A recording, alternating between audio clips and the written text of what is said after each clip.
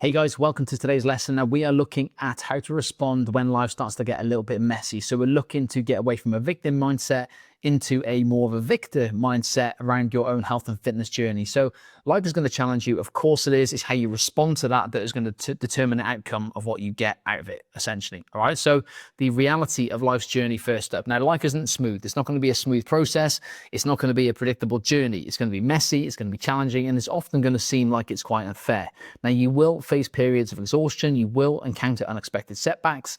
Motivation won't always be readily available for you, and progress rarely follows a straight line. So the question isn't whether difficulties will arise, it's how you respond to them when they do arise. So we need to get out of the mindset that life is really unfair on us, and we just got to think proactively and think, right, how can I work around this? Okay.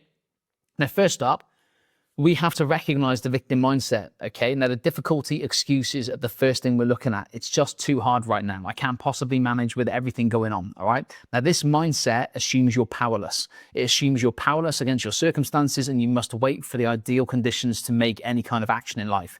The postponement trap. So I'll start again when things calm down or there's just too much happening right now. This perspective delays action indefinitely, and life rarely calms down. So you will never get going if you live by that kind of mindset. And the next one is the fairness fallacy. Okay, to say to yourself, it's not fair, I always fall off, other people have it easier than me.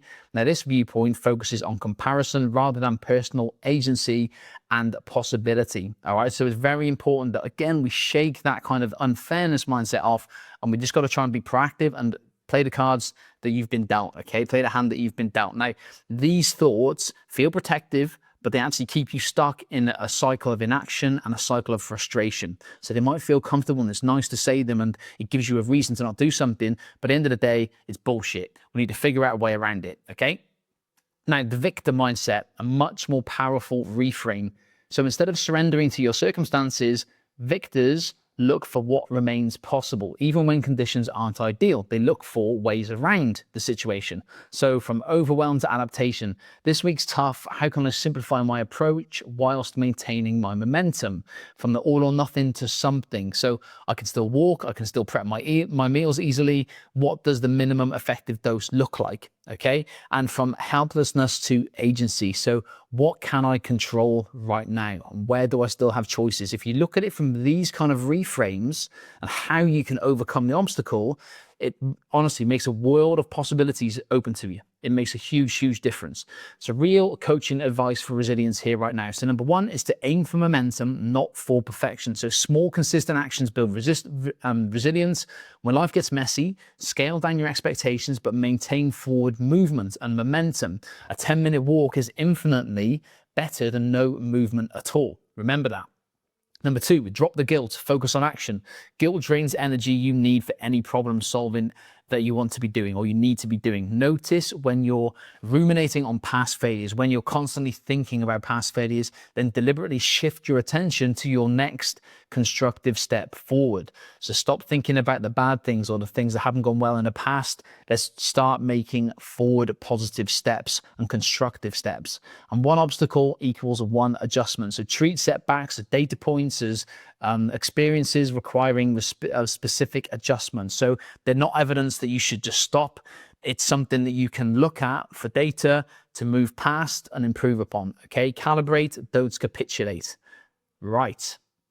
Self-coaching questions. When you feel yourself slipping into the victim mindset, and I'm sure you all will at some point, you might even be in it right now, pause and ask yourself these powerful questions. Response check. Am I reacting emotionally or actively problem solving? What would a solution-focused approach look like right now? Okay, how can am I acting emotionally right now, and how can I resolve it, and what would it look like to resolve that situation? Momentum finder. So what's one thing, no matter how small, I can do today to move forward? Where's the low-hanging fruit? So could it be, I can go for a walk today. I can't do a workout today. Life's unfair. I can't get to the gym. Can you do a walk today?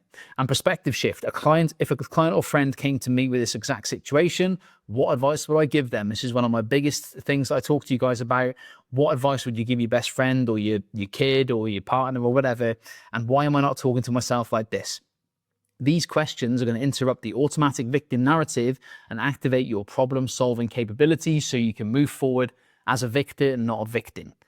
So the paradox of obstacles, okay? Obstacles are part of the path, not the end of it. So what if we reframed obstacles not as unfair interruptions, but as essential components of growth, as part of the plan? Research in resilient psychology shows that our capacity to navigate future challenges grows each time we successfully adapt to current ones. Also, if you can prove to yourself you can overcome an obstacle, you build confidence within yourself to challenge and take on the next obstacle that occurs in life. If you constantly just kind of wither and give in to that obstacle, you are never going to prove to yourself you can overcome them, and you're not going to get very far with anything. All right. So the difference between those who achieve their goals and those who don't isn't the absence of obstacles, it's their relationship with overcoming those obstacles. Victims see obstacles as evidence they should stop. Victors see them as invitations to adapt and move around them. So from theory to practice, building your Victor toolkit right now. So track your patterns first and foremost. Keep a setback journal for 30 days.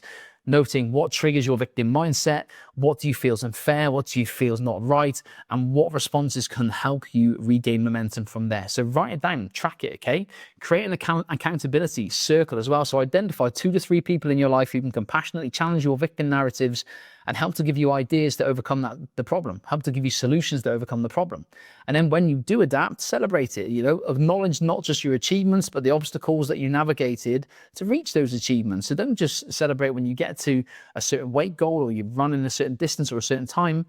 Celebrate you overcoming those obstacles to get there and be proud of what you've done, because it's not easy to do, and most people do with it when an obstacle crops up, okay? So these strategies are going to help you transform into a victor mindset, and it's really going to help become your kind of default go-to that you will overcome obstacles if you practice it and become more confident at it. It's key that you become more confident at these things. So the next steps for yourself right now, choosing the victor path, okay? Today, I want you to identify one current challenge where you've been in victim mode and apply a victor mind reframe to this. So what's one small step I can take despite this obstacle today? Then this week, I want you to practice response awareness. So when setbacks occur, notice your initial reaction, then constantly choose a more empowered response to that action. And this month, I want you to build your victor identity by documenting how you've navigated those obstacles, review them, celebrate them when you've overcome them, and figure out what new challenges could be on the horizon and how you can overcome them and almost preempt it as well. Okay, the difference between where you are right now and where you want to be is the story you tell yourself about what's possible. Really powerful quote there, okay? And remember, your greatest growth often emerges from your biggest challenges, but only when you approach them with a victim mindset rather than a victim mindset rather than a victim mindset.